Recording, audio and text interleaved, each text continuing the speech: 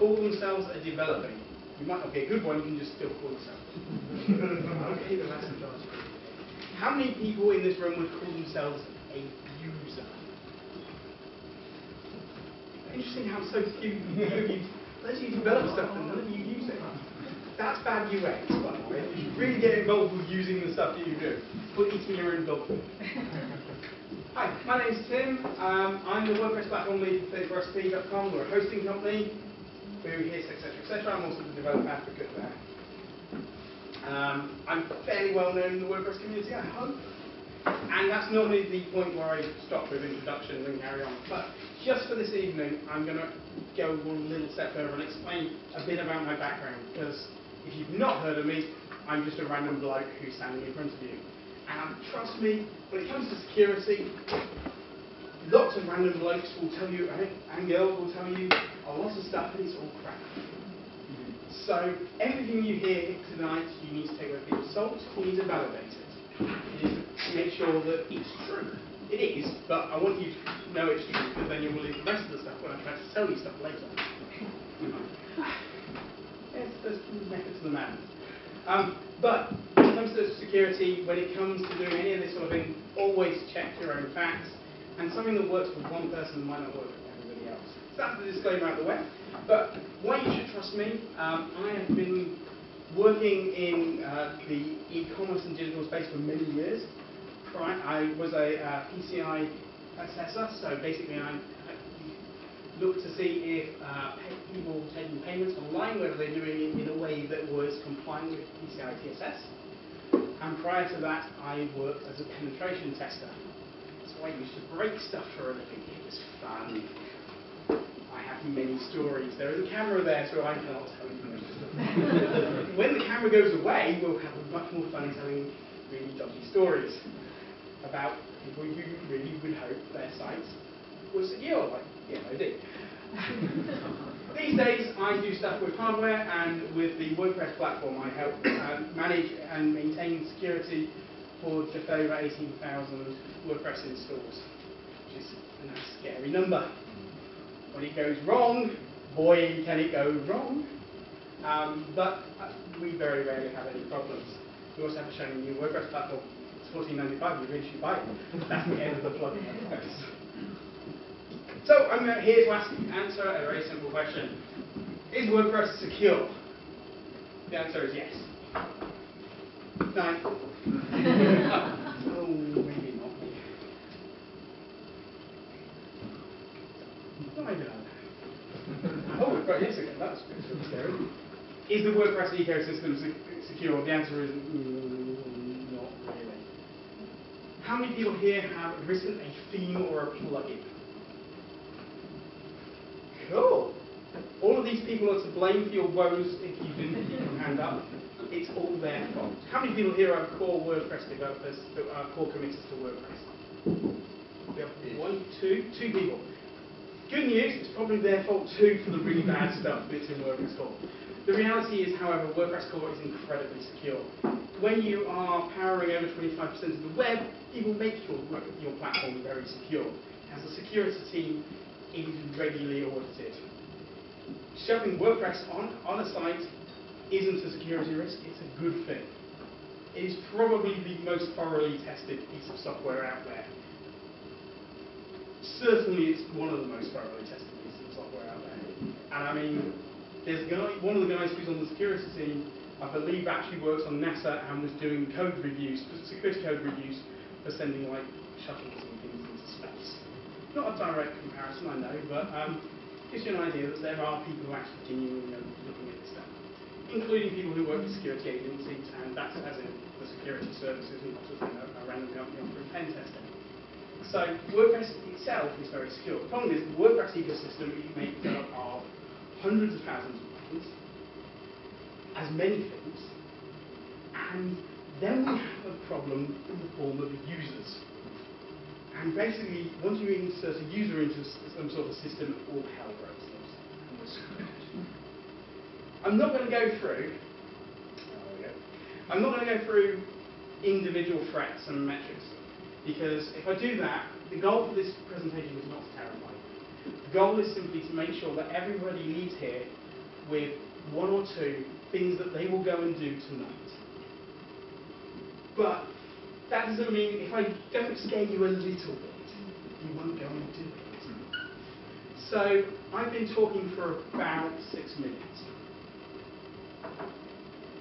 Pretty much every single one of your username and password combinations for at least 3/4 of this room could have been cracked in 6 minutes. Just as a minor. Of course not yours, because yours is highly secure, I'm sure.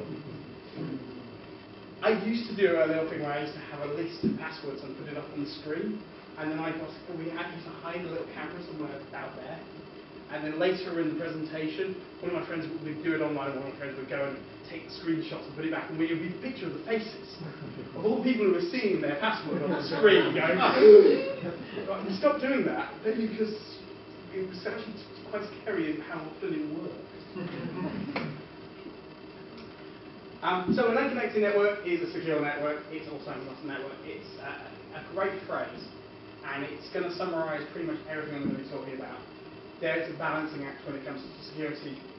If you want a nice secure system, what you do is you take it, you dig a big hole, you put it in the hole, and you cover it up. It's not usable in any way, shape, or form. Damn, it's secure. For extra effect, a layer of concrete, and then drop that concrete into the sea, and then forget where it was because you are the liability. Just bear that in mind. It's also worth remembering that security, no matter how good you are or how clever you think you're going to be, if someone actually has a grudge, someone really wants to do some damage to you, they will. They can. There is plenty of ways out there. A denial of service attack is a very easy way to get some retribution on someone without any problems. It's cheap and it's very effective, and there's very little most people can do about it. If someone wants to hack your system, they ultimately will be able to hack the system. It's just a case of time and money. Everybody's heard about Shakespeare's own monkeys. But the good news is, most people don't want to do that. I don't think anybody in this room, okay, there might be one person in this room, has an enemy that they really hate them that much. What most people get is drive-by script kids. And basically, we don't want to be attacked by drive-by script kids. That is just, it's lame. So if you're being, your site's being hacked on a regular basis, and it's drive-by script kiddies, you're doing yourself no good, and after this presentation, you won't, I hope. So, let's very briefly look through some various types of attack vectors. My favourite one, I'm going to use XKCD as to explain the individual attack vectors, because that's what you do. This is an example of, most people have heard the hackers took down the website of ... Normally that not people in this room, obviously for highly intelligent people, but people downstairs who aren't involved in computer science or in the internet will go, oh my god, someone hacked the computers. The reality of when you hear the phrase took down a website just means it was unavailable very briefly, or could be a multitude of reasons. Someone tore up a poster effectively. Denial of service attacks are very simple. You just send lots of packets at a website and it falls over because it runs out of memory. It can't cope with the number of requests being made. No server is capable of infinite amount of CPU and memory usage. It will eventually fall over. You can start blocking the package. You can try to scrub the package. You can try doing all sorts of things to make sure that attacks don't happen. Denial of service attacks are a hosting company's worst nightmare. To do denial of service mitigation and denial of service scrubbing is ridiculously expensive. Very few companies can do it. You need an immense amount of service. Denial of service attacks are horrible.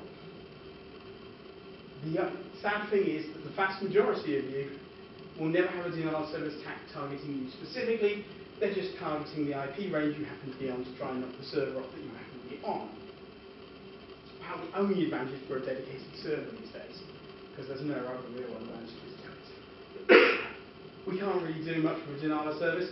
We can prevent it, maybe block the IP. This is really one for a hosting company.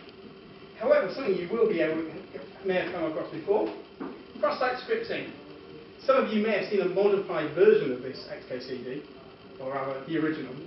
Cross-site scripting is basically where you shove some data into a form or something on a website that it wasn't expecting. It can return something back to you or somebody else. For example, if you have a nice form and it lets you insert some JavaScript to do just about whatever you like. That JavaScript could then make Spajax calls. Now as an authenticated user, it can do all sorts of interesting things. Cross-site scripting is an easy way for script kiddies to do harm to your site, because they can basically just pass URLs in all day long or pass post requests into forms all day long, and if they get hit, they're hit. Moving on slightly to slightly more complicated stuff, which is SQL injections, which can be inserted via a cross-site script. If you haven't heard of Little Bobby drop tables, go learn XKCD's articles. It's fantastic. But this idea that basically because someone's doing an SQL query, they're not sanitizing it, and so the name Robert blah blah, that's the name they're expecting. Drop tables will drop all the tables on that website. Quite nice and scary. And this is the updated version of the scary password one, which is basically how many people in here, be honest, use a single password on all the websites they visit. 1, 2, there's 2 honest people in this room. How many of you use 2 passwords maybe? That's increased. 3 passwords. How many of you use a different password for every single website they visit? And how many of you are using a password manager? We're worrying you. There was more people who put their hands up for password manager than there were for using a password on every single website. What if your password is compromised and you are not using something like a password manager? Your password is compromised across the network. So let's say you have a WordPress site with a username and password and an email address. Your password is, someone enters the password, you get hold of that password. What's the first thing they're going to do? Oh look, their email is gmail@, .com. I know, I'll go and log into their Gmail account. Now I'll reset their banking details. Now I'll reset their PayPal details. Now I will go on a shopping spree. Thanks. Please use different passwords. Save yourself out. So, that was all the scary stuff out of the way. We're going to talk about light fluffy stuff now. And we're going to talk about users, because users are evil. They're really evil. You build the perfect system. They come along and do stuff. And nearly always screw it up. And then they tell you it's broken and it's like it's your fault or something. Because they did it. But users, when it comes to a website, could be just an idle visitor who comes along. But when we talk about WordPress, we're normally talking about somebody who has access to the admin area in the back end. I genuinely believe this statement. That the biggest threats to the web today are users. Everybody in this room is a scary threat to the internet. If we just turned off your access, the web would be a secure and safe place. Not very practical, I grant you, but it would be secure and safe. So, when we look at users, the very first thing to do is to look at appropriate roles for a given user. I have come across this scenario so many times, it is scary, where the boss's PA or secretary has the administrator password to the website. And yet keep count and everything else. And she's the one that you go to get the information. She's never going to log in, she doesn't need an administrator account. Why on earth are you giving it to her? Because she's the boss's PA. Why does the boss have an administrator account? He doesn't need an administrator account. He's never going to change any settings in the setting. He's never going to change any settings. He's going to tell you to do it. If you work in a company and your job is the security side or even just setting up these things, setting up the appropriate permissions and roles is vital. Because the moment you give an administrator account to somebody else, you no longer have control of your website or that website. You now have another place with another point of failure. So, how many people in here use nice secure passwords? You all virtually put your hands up. How many think that their boss uses a secure password? Oh dear. That's not so good, is it? But they have exactly the same level of access and control as you do. So no longer is it you screwing up, could use it's your boss screwing up. You want to tell him? Or her? get those security levels right to start with. In WordPress, it's very simple. Administrators have full access. There really shouldn't be any administrators. Honestly, you can run WordPress without having any administrators at all if you want to.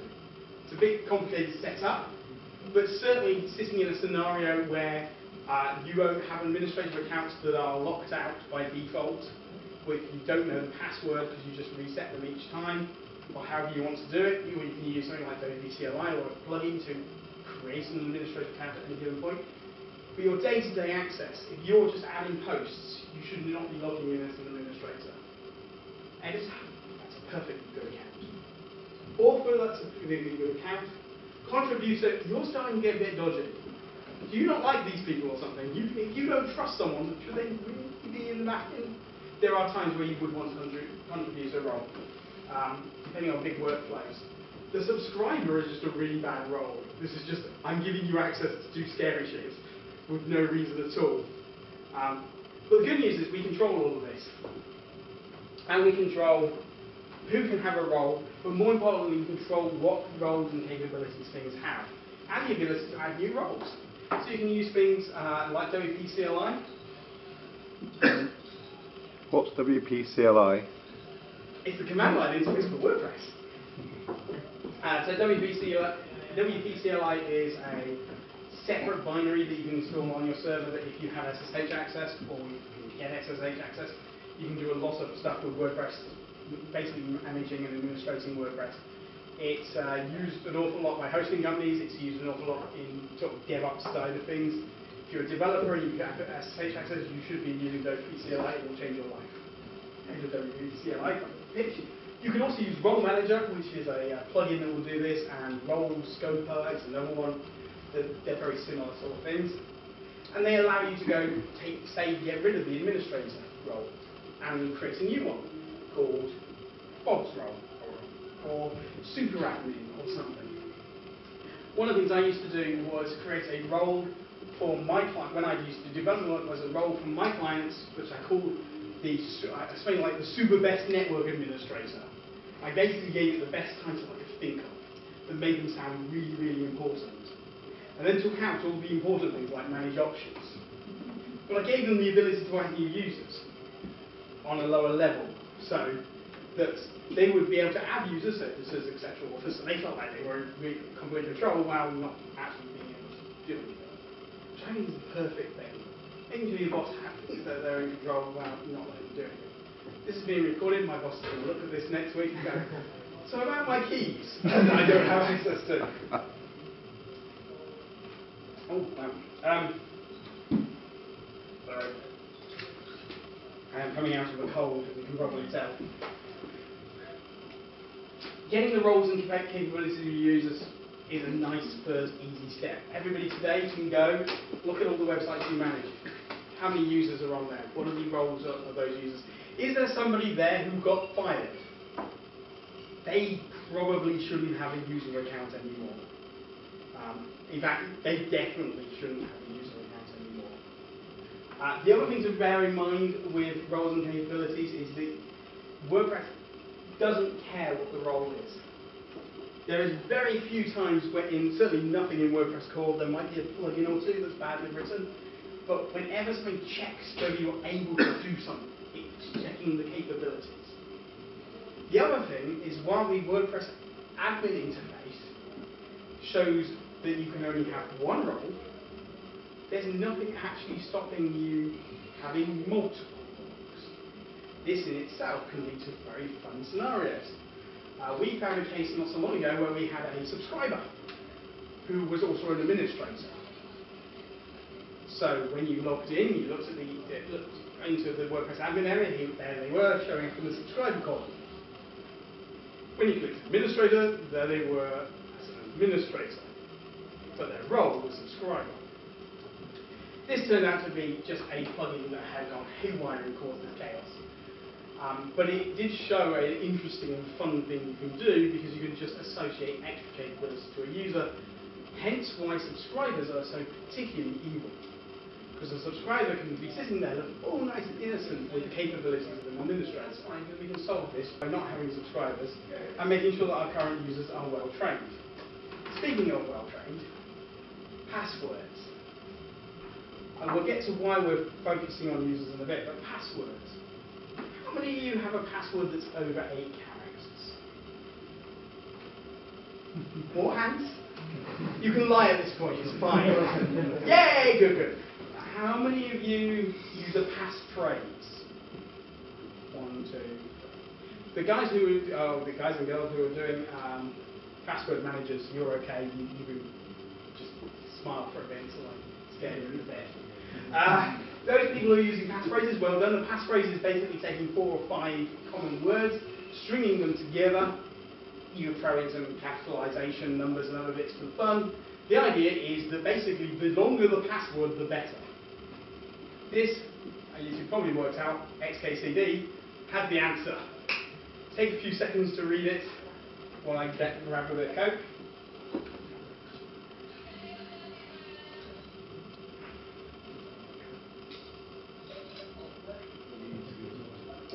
You can normally tell the speed reading level. They get to about that point, to this one, the giggle starts, and then there's a small smile when it gets to here. I'm not going to say any more than use a passphrase if you're not going to use a password manager.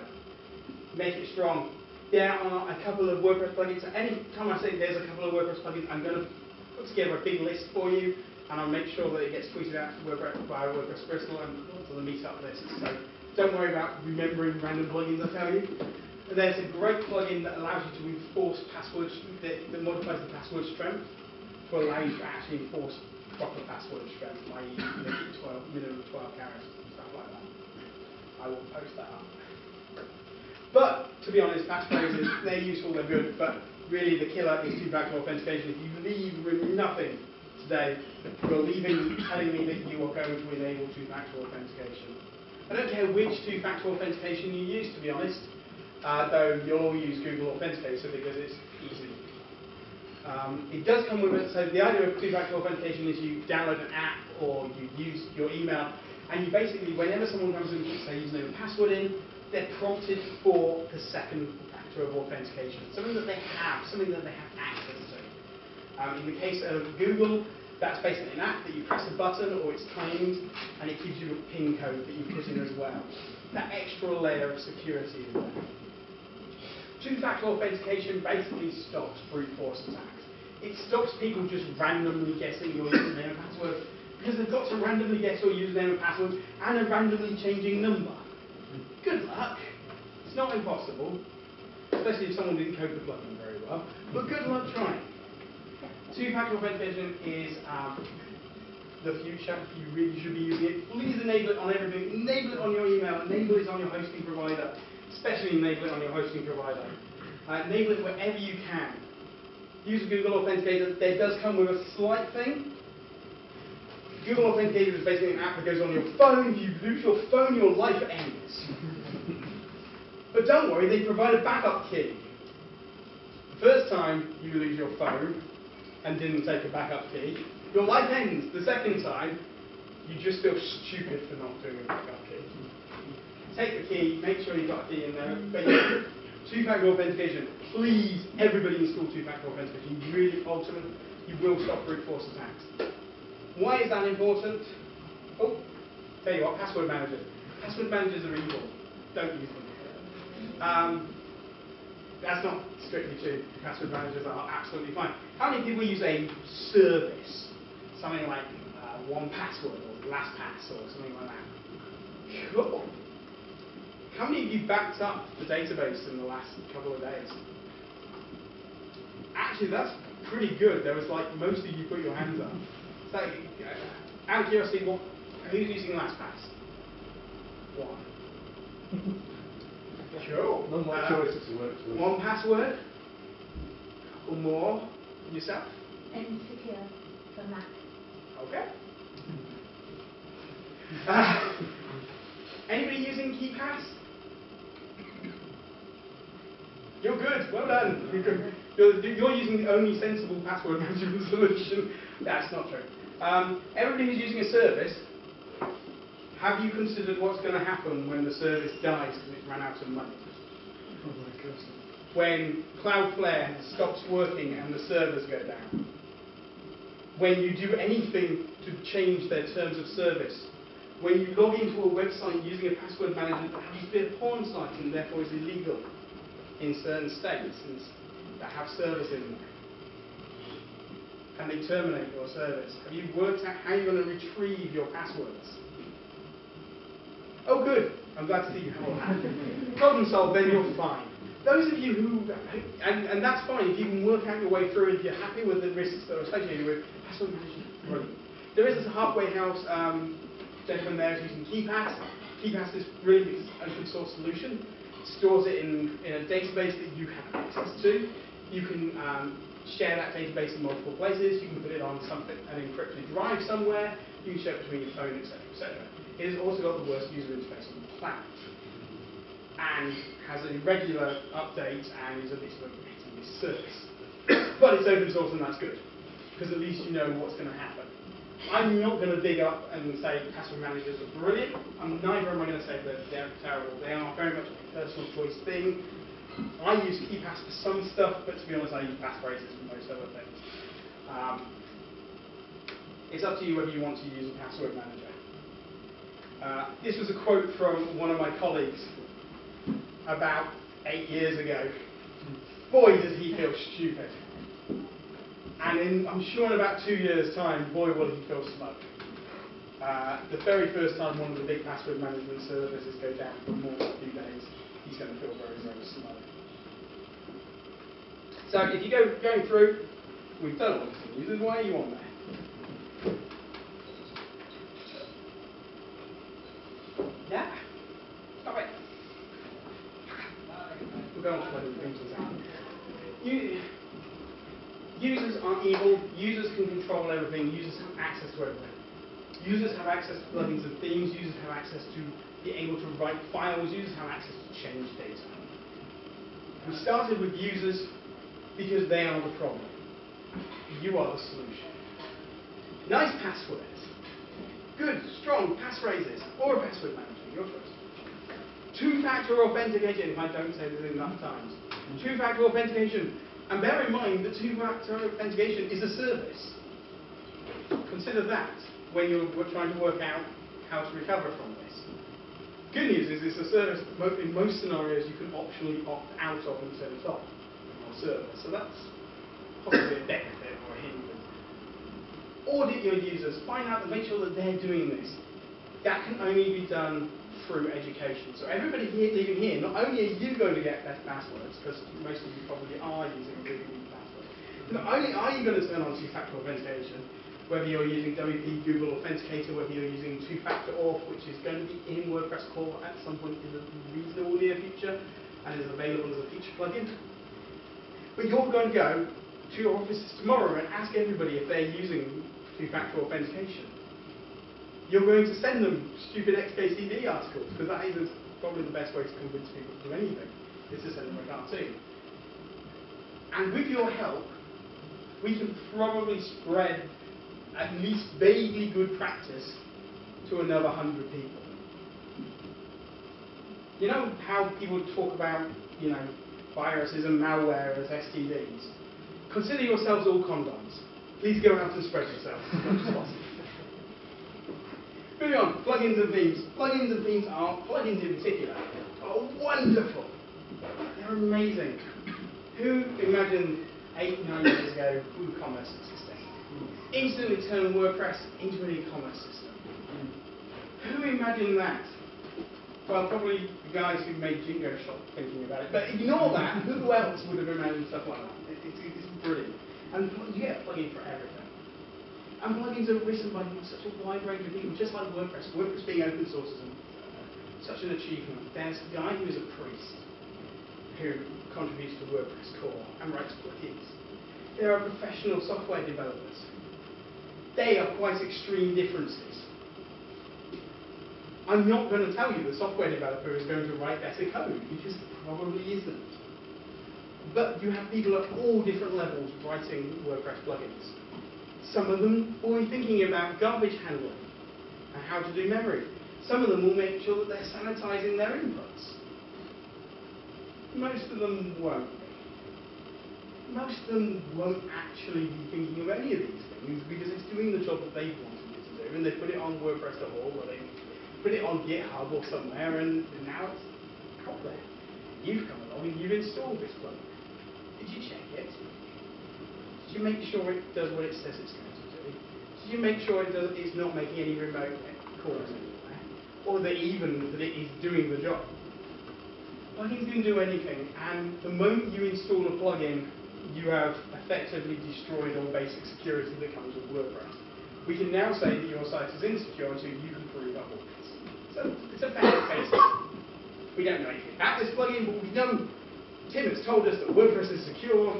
Tim has not told us that this plugin is secure. Therefore, our site is no longer secure. It's a good system to go by. I recommend it.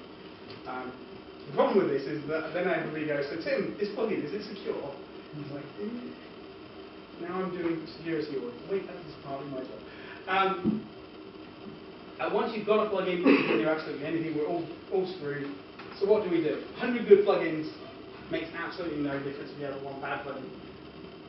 This slide is actually nicked from a performance talk, which I think says a lot. And the idea that you can have 100 good plugins running on a site.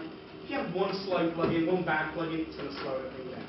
I could use this slide in pretty much any WordPress talk, and it would be accurate and correct. One bad plugin. It's pretty cool.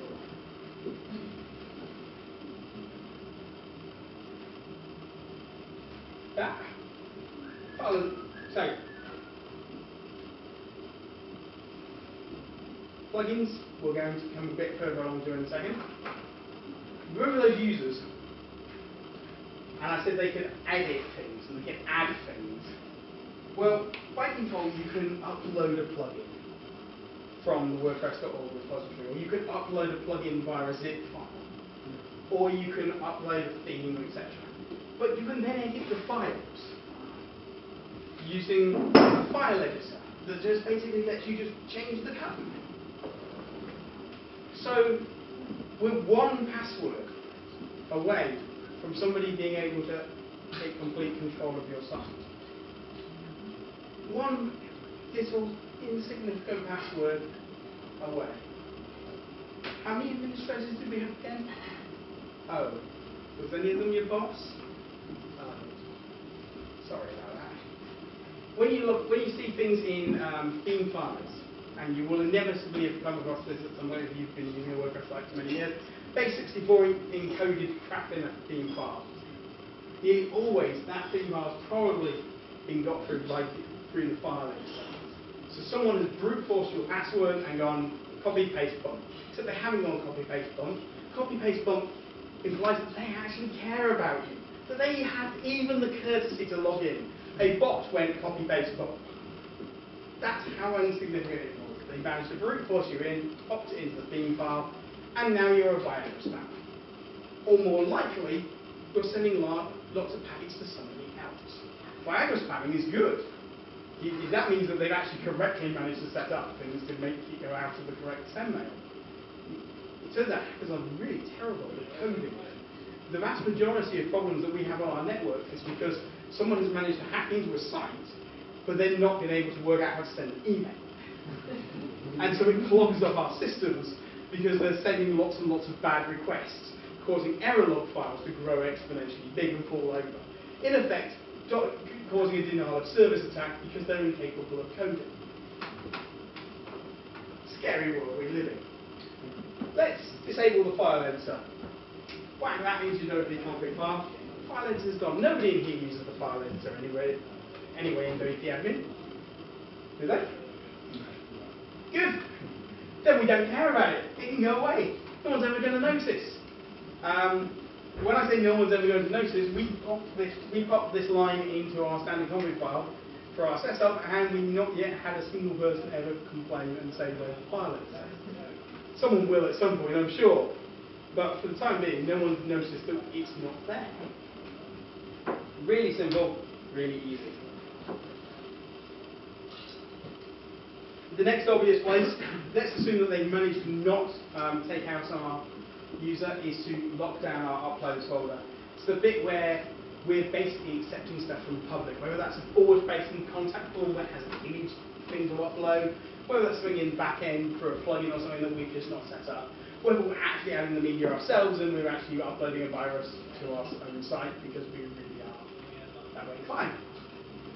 Locking down your file uploads, really simple. I'm going to show you something that's in Nginx. You can do this in htaccess. I'll put an example up for Apache and htaccess and Nginx location. How many people here actually have ever edited a Apache.htaccess file?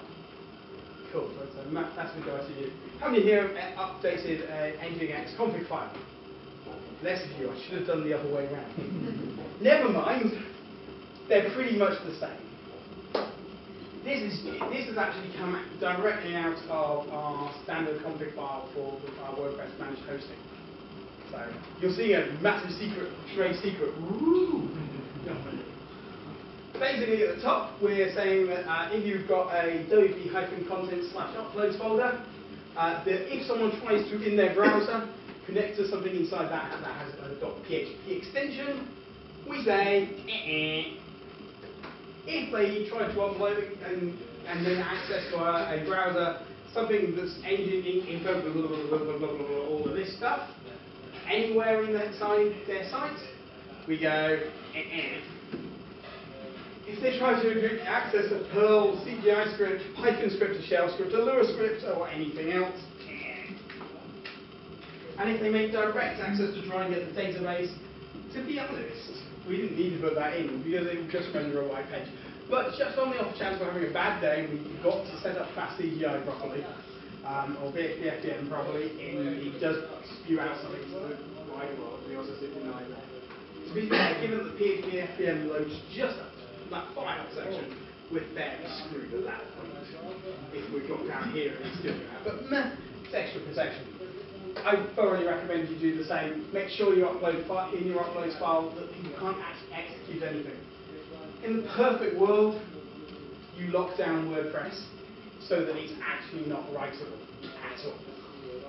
The problem comes that if you make it not writable by itself, it can't update itself, which means the responsibility of updating it is on you. Same with plugins. In the perfect world, we'd not make the plugins writable, and then we'd update them manually. Only we wouldn't update them manually because we forget. So, we have several ways to fix this. We could either use a service like managedwp.com or similar, which do bulk updating, and we can get them to do that. The problem is if we set on our server and actually chain modded the files to be read-only, we need to chain mod the files to be writable before those servers can work. We can write our own scripts, very easy to do. Basically, you write a script that goes, a little shell script that would do something along the lines of chain mod the folder that is WordPress to make it 6.4 to make it writable. And then you do WP core update. If you're using WP CLI, that would update the WordPress core. WP plugin update, all would update all the plugins. Then we do WP, and then we do something like chain mod 444 to make it readable only again. Well, it's a very secure system. We can use a managed host. Most managed hosts do something very similar where they lock down the WordPress files so that they're completely unwritable, and then they manage those updates. If, however, we're not going to do that, we need to assume that there is a level of risk associated with it, and we have to make the decision, which is it better? To lock down our WordPress files so they can't be written and rely on us, or let WordPress be able to write to itself and then potentially become its own security vulnerability, but be able to update itself so when there is a security vulnerability, it definitely gets updated. That's a choice for everybody in the room to make. I know which one I would choose, but then I'm the sort of guy who goes and automates everything, so I'm not making that personal decision. If you think you're going to be able to update your website straight away after every single security vulnerability and you're willing to do that, I strongly recommend you lock it right the way down to read only. Otherwise, do as you feel best. Use some sort of security, like WordFence or similar. Cool.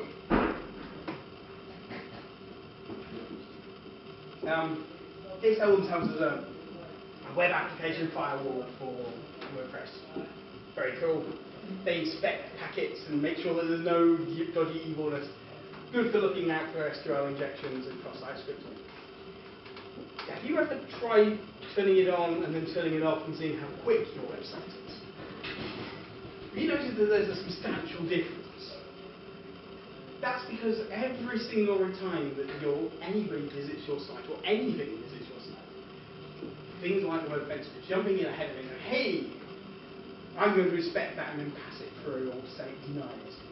The downside to this is that it has to load WordPress to load the plugin to get to that stage to check to see if it's denied. At which point the damage may have already been done, and at the very least we're loading a load of stuff we don't need to. I tend to describe these plugins as fun web application firewalls. They do serve a job on shared hosting. There's no doubt about it. If you're stuck in a shared hosting environment where you don't have control, your host doesn't have control, particularly, they're good. They'll slow your site down, but there's benefits to them. There are alternatives. You could use something like Security's web firewall, which is a proxy firewall. So basically, it sits in front of your site as a completely different set of software, much like a firewall does inside your internal office. Most people who work in enterprise-based offices, you have a firewall that prevents all the nasty things coming in. The reality these days is that that's normally part of a router system, but it still could be a separate box, and that's exactly what Security is doing. It's passing to their network. If the traffic's okay, then they'll pass it back. If you use something like Cloudflare, they offer a very similar service. I believe they're evenly priced. You are obviously paying because they have to maintain large infrastructure and all the bandwidth going back and forth. You can do this yourself as well. If you are running your own VPSs, you can use something called Mod Security or NAPSI. Mod Security, basically you get rule sets and these will deny or allow things through. They have to be configured. For Apache, this is just basically enabling the module. Nginx's modules are not good fun. Anybody who has had the fun of recompiling Nginx to get module to work for, no, it's not the greatest thing in the world. But don't worry, once you've done it once, it's this. Once you've got Mod Security enabled, you need a rule set. You can get a free rule set, something like OWASP. So if you go to owasp.org, you can download their rule set. It's got a WordPress-specific set of bits on it. It's brilliant. But you then are responsible for deciding, oh, that did something weird, and it's stopping that legitimate traffic. I'll make that rule go away. You become very much a system administrator and manager. You can also get something like ASL, which is Atomic Secure Linux. They provide a rule set. You basically pay them some money, and they manage the rule set. Whenever you have a problem, you email them saying, hey, this is a problem, and they whitelist or do whatever they do. Both are very good. Similar rule sets exist for NAPSI as well. You will find a lot of web hosts are doing this. Whenever a web host tells you about their magical, amazing system that they've got for their security, it's one of these two. Renamed. Probably with failed to ban and IP tables. Combine them together and give it a fancy name. It's not particularly complicated stuff going on, but it's really important stuff because if your host's doing it, they're doing it right up front, so the request is never actually hitting WordPress. If you're going to use a web application firewall, make sure that it's not a web application firewall that's firing after the application is loaded. If you've thought about it for 2 seconds, that makes an awful lot of sense. That said, security plugins out there are some good ones. They do other things as well. Some of them provide two-factor authentication. There's WP Simple Firewall. Does web application firewall info stuff. But it also provides two-factor authentication. It also provides brute force protection. If you're running your servers yourself, Fail2Ban is the most amazing tool on the planet. Set up a 401 header on your logins. You can just monitor that, throw it all that log file is Fail2Ban, jail people as you're going along. You can prevent things like XNASTC attacks. How many people in here actually would ever want to configure their own server? A A few, good. How many of you really don't want me to talk any more about configuring your own server? 2 of you. You were overruled, gentlemen. I'm really sorry, but I'll be very brief. Running your own server is brilliant, but it does lead you into the line that you are completely responsible. That's a fantastic thing to be in, actually, because it means you can fix things on the fly. It does mean that you have all sorts of other issues.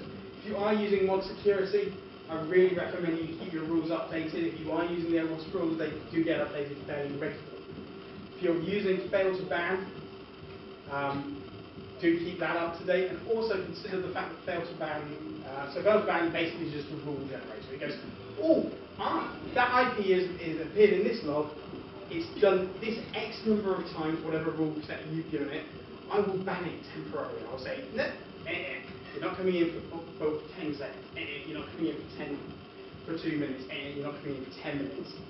It's all that fail to ban does. It's just a little daemon that runs on your server. It manages IPs. It manages IPv4. Does everybody know the difference between IPv4 and IPv6? There's one person's put his hand up, the rest of you are shaking your head. That's slightly worrying given where we are today. So IPv4, everybody's probably used to addresses like 192.168.1.34. Probably not used to addresses that say things like 2000, semicolons, semicolon, semicolon, 0, semicolon, 242 or similar. IPv6 addresses basically give us lots more addresses. IPv4, we're running out of them. Turns out, much like hard drives and everything else, people quite like the internet and want to stay connected to it. So we've needed to come up with a new way, a new set of IP addresses. Downside, IPv6, there is trillions of addresses. It's so long that most older computers can't actually process how many IPv6 addresses there are. That's how many there are possibility to be. And this means that if you need a new IP address, let's say you're DDoSing somebody, there are quite a lot to choose from. You just rinse and repeat new IPs over and over and over again. And systems like fail to ban can't cope with this, because the idea of banning a single IP no longer works. I'll just get a new one, and a new one, and a new one. So we're going to have to come up with a whole new security paradigm for dealing with how we actually block them. This is not your problem. This is people like my problem. This is people who are far smarter than this problem. This is a problem we have not solved. IPv6 is amazing. It's going to save the world. Now that BT is rolling it out, many people in this room, when they connect to the internet at home, chances are you're connected to a lot of websites using IPv6. You're connected to a lot of services using IPv6. And at some point, we're not going to be able to just turn it off, which is how we currently fix an attack. If someone does a DDoS style attack on IPv6, we simply turn off IPv6 connections. Because it affects such a small portion of the web, that's a perfectly valid way to stop it. But in the next 6 months to a year, that's not going to be a solution. It's not a solution if you target countries that are developing nations. So that's just something to really worry you about, that basically we're all going to die. Well, your servers are anyway, and there's nothing we can do about it yet. But don't, we'll have it fixed next week. And it's fine, we can have things die, because we're on to my next piece of amazing advice. So far we have two-factor authentication and good passwords. We have various exploits and making sure your plugins are good plugins. This is the more important one, this is the moral, this is the big thing. Please take backups. And don't trust mine. Seriously, never trust someone else's to back your content up. Don't trust your web host. I work for one. We have very good backups. We probably, I can put a hand on heart and say it's probably the best backup system I have ever seen.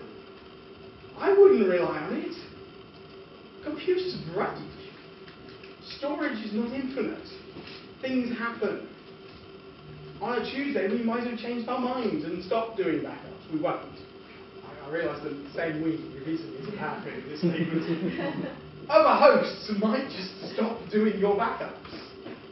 Or in the case of, and this is genuine, I joined the company a few months ago, so I was in the process of thinking about moving my site over to our shiny new WordPress hosting. And thought, well, I'll do it next week, I'll do it next week, I'll do it next week.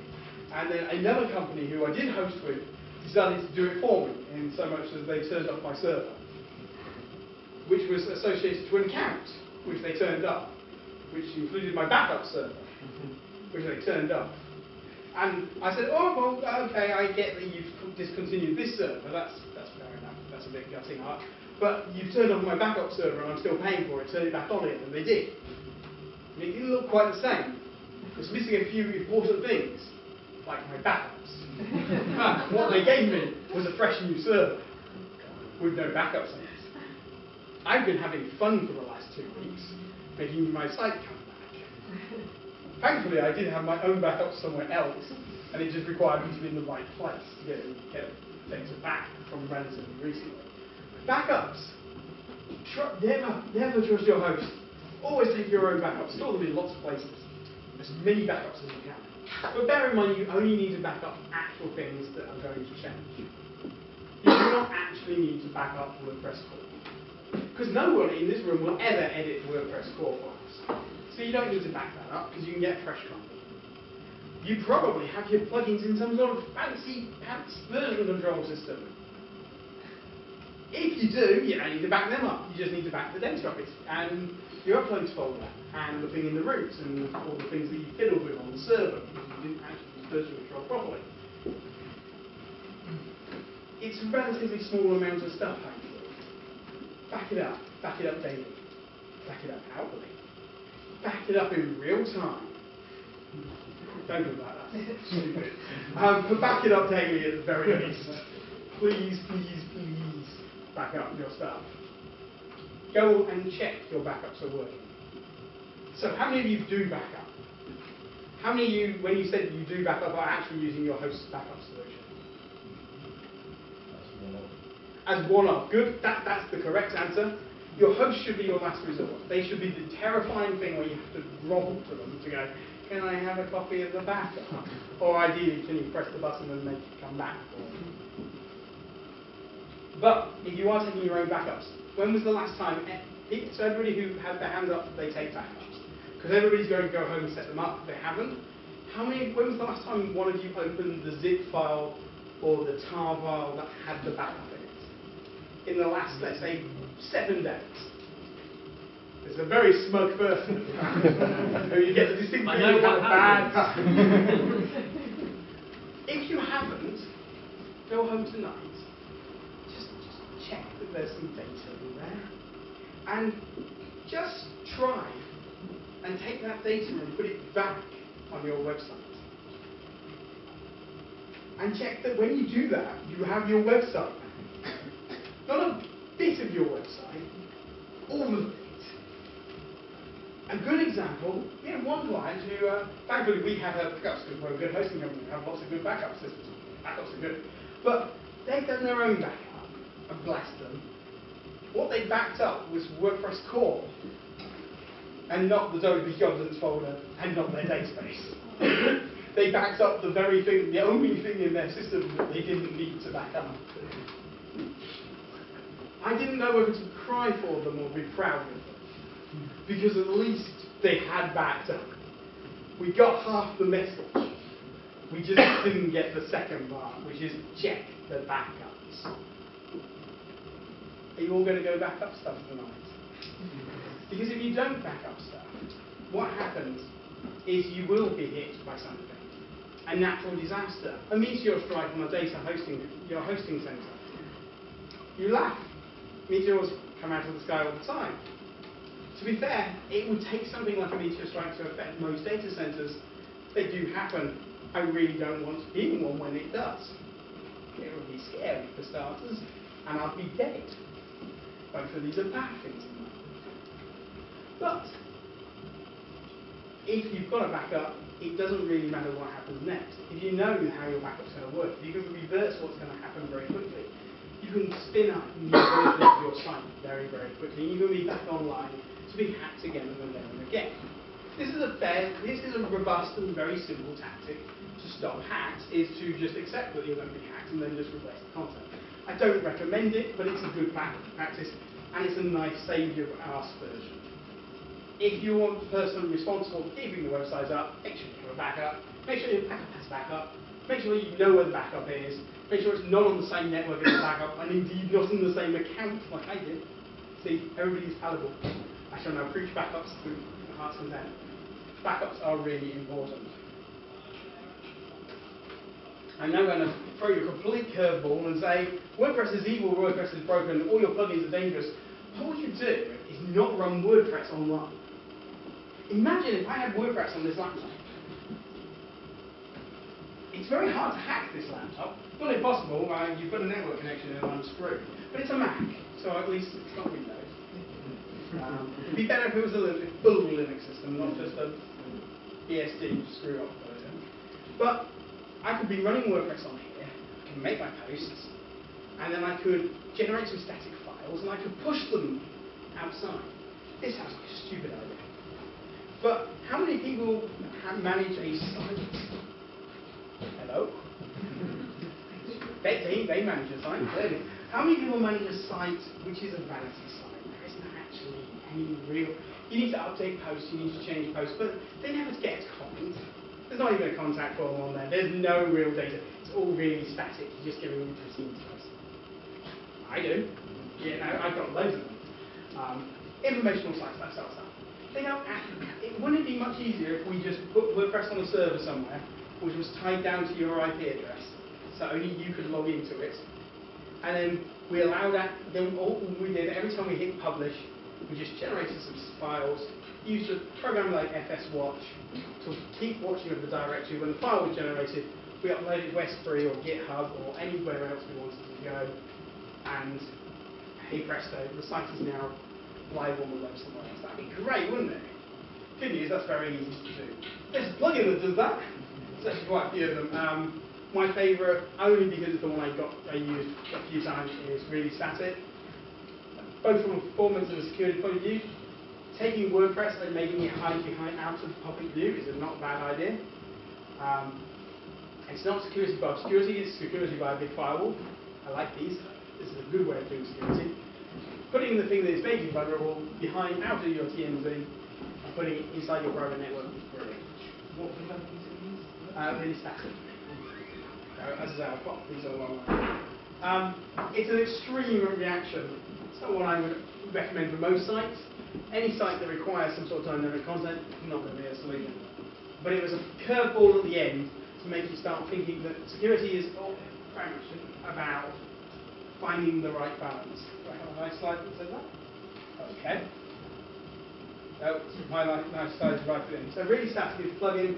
You could do a very similar version. You could use something like CloudFront or Cloudflare, or you could use the security firewall.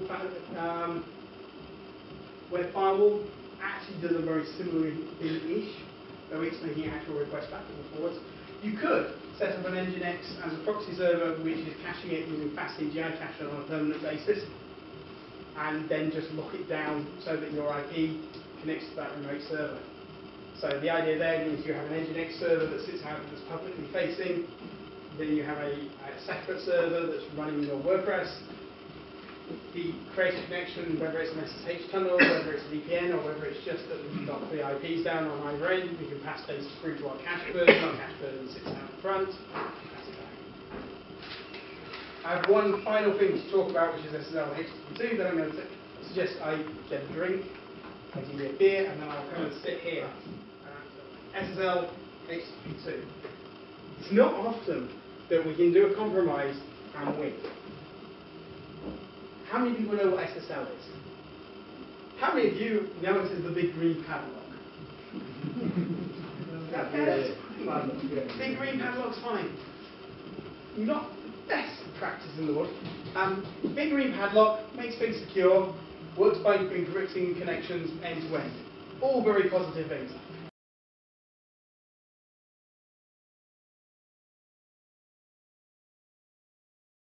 We have binary streams, And the web works a bit more like BitTorrent, really. That's probably a really good example, where a binary stream is opened and then little individual packets, not in the same order, all go along until the stream is completed and the handshake is done and we all finish our go for tea and cookies. The big thing about this is that we only need to do the SSL handshake once when we open the stream, we can pass all the requests down. So not only is it secure, not only is it secure, but it's faster. So every person in this room should give an ask there. Either if you're capable of doing it yourself, you can get a free SSL certificate through somebody like Let's Encrypt or Start SSL. You can just get SSL certificate free. You either have to set up some software or you have to go through a ridiculously complicated process of this Start SSL, or you end up screaming at somebody in Israel going, "But I do live there. I promise. And my name definitely is Tim." Let's Encrypt is going to simplify the world. If you're using Amazon now offer free SSL certificates as well. So if you're on their AWS network, just grab an SSL certificate. Once you've got that, ask your host, if you're not managing it, to do HTTP 2. Just tell them you like it enabled. Most of them will go, "Oh yes," because it saves their bandwidth costs. They'll like you for that. Many hosts are now switching to SSL HTTP 2 by default. They're saying, "Hey, screw it. When you set up a site, we're going to make it so that it runs over SSL by default, and we will make it run over HTTP 2. It's going to be a wonderful world when we get there. Not there yet, but every one of you can go and ask your host whether they support HTTP 2 and whether they'll give you a free certificate. Please, unless you need some sort of enhanced certificate to get a big, thick green bar, don't go and pay for an SSL certificate. There are two exceptions. Big, thick green bar, i.e. you're a bank, or you need a wildcard certificate and you really don't want to go through the hassle. If you need it for lots of domains or lots of subdomains. They're the only two times I would ever suggest to somebody that you buy an SSL certificate. It is a complete myth that if you buy a £900 SSL certificate, you are any more secure than getting a free one. The encryption, that's the thing that actually we care about, is exactly the same. The £999 goes to their lawyers, and their profit margins. Don't buy SSL certificates. Get them for free. What was the place where you get them? Let's Encrypt is one option. Most likely if you're getting Let's Encrypt, if you're running your own server, you can set up some software on there that will generate Let's Encrypt certificates. Otherwise, chances are your host is going to already have a method for getting access to Let's Encrypt, or are certainly planning it. If you're running over AWS or Amazon Web Services, their certificate manager will generate you a free certificate.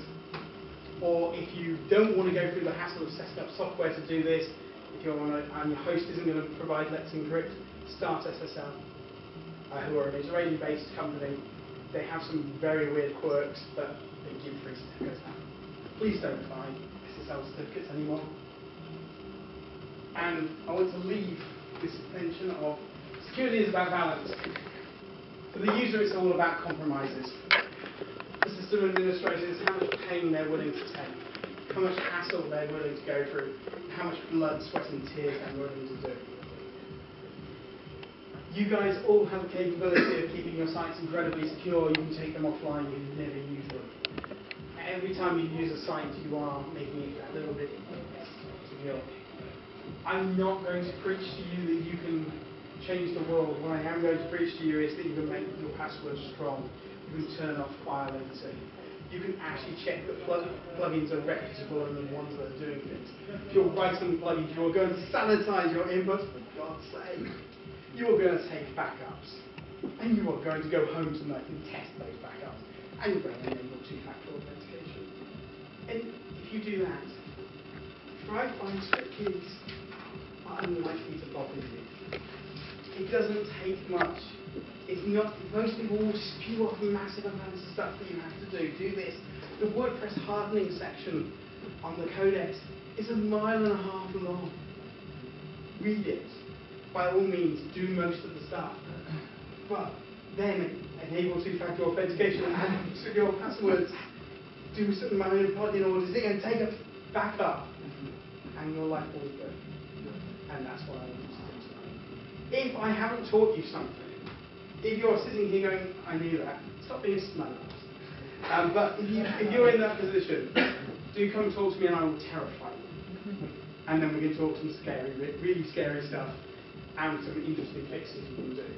If you've got questions, not just about security, is it open forum or is it just kind about of open to anything, but yeah, I mean, if you've got any questions specifically about stuff, things we're talking about, but there's also myself and Henry, just looking like Janice and Janice as well, we all kind of run this thing. If you've got any WordPress questions, come to us. If we don't know your answer to your question, we will probably know somebody who does. And so what we'll do, we'll hang around up here so everyone can come around and come and chat to us, and we'll be able to help you out with anything and talk about various bits and pieces. I mean, I need to get a very fair because my voice is going, but I can just sit here if you want me to, and I will just answer questions on pretty much any WordPress subject. I am going to do one tiny plug because I work for a hosting company, I have to do these things. Managed WordPress hosting should be exactly that. It should be managed, it should be good, it should be fast, it should be secure. We do fast, secure managed WordPress hosting at $40.95 a month. I've taken direct config files out of our stuff. We keep things up to date and secure for you, but we encourage you to do your own backups. Do check us out. Our new WordPress hosting is really cool. Look, that's me looking very grumpy. The next one says something about Drupal. I'm not going to bother anybody out. Thank you very much. Please take backups.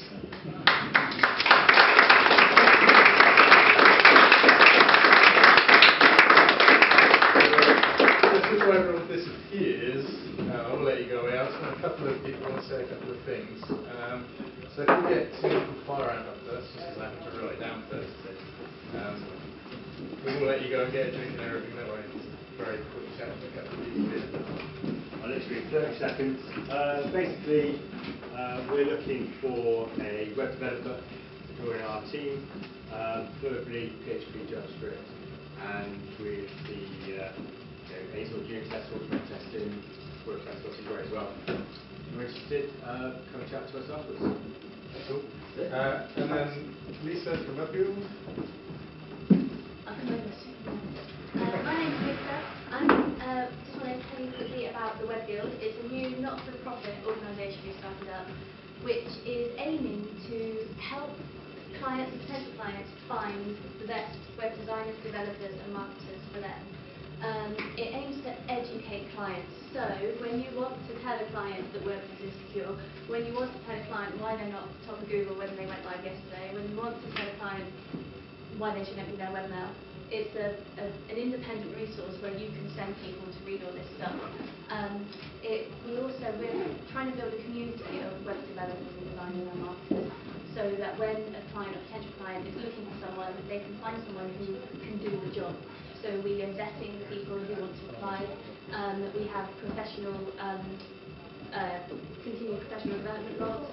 You update your portfolio, you show you're actively practicing. We are trying to get our members discounted rates with solicitors, accountants, insurance companies. We're having really good discussions with everyone like that.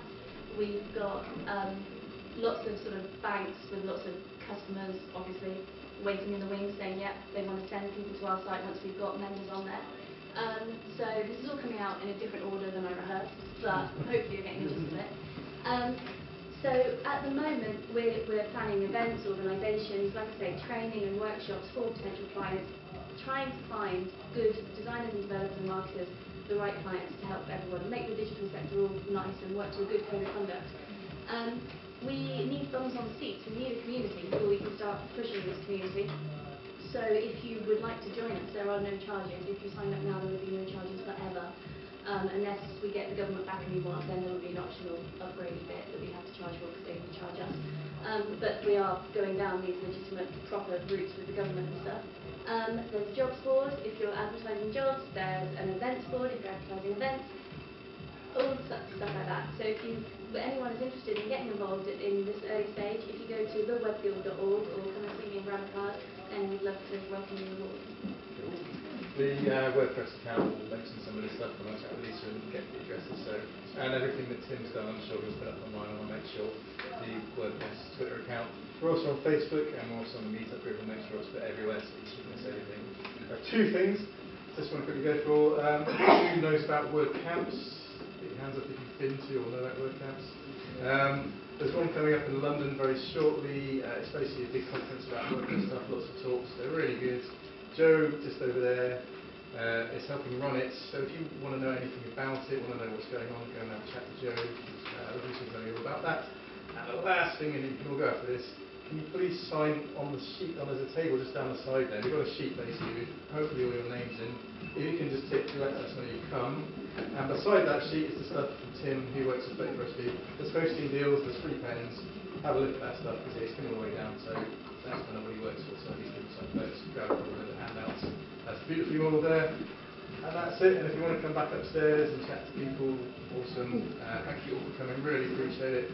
We'd love to see you next month. It'll be the first Tuesday of next month. I don't know what we're talking about yet, but maybe you want to talk. Come and talk to me.